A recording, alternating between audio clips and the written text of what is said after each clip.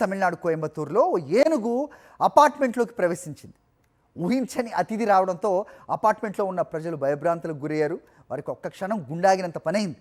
అది కూడా అర్ధరాత్రి. నివాస ప్రాంతంలోని కాంపౌండ్ గోడపై నుంచి ఒంటరి అడవి ఏనుగు దూకింది. ప్రస్తుతం ఈ వీడియో సోషల్ మీడియాలో వైరల్ అవుతోంది. కాగా అదృష్టవశాత్తు ఎటువంటి హాని జరగకపోవడంతో అందరూ కూడా ఊపిరి పీల్చుకున్నారు. ఏనుగు కదలికలను పర్యవేక్షించి దానిపై చర్యలు తీసుకోవాలని స్థానికులు డిమాండ్ చేస్తున్నారు. అయితే కోయంబత్తూరులో ఇంటి గోడ దూకి ఏనుగులు చొరబడ్డ సంఘటనలు తరచుగా జరుగుతూ ఉంటాయి.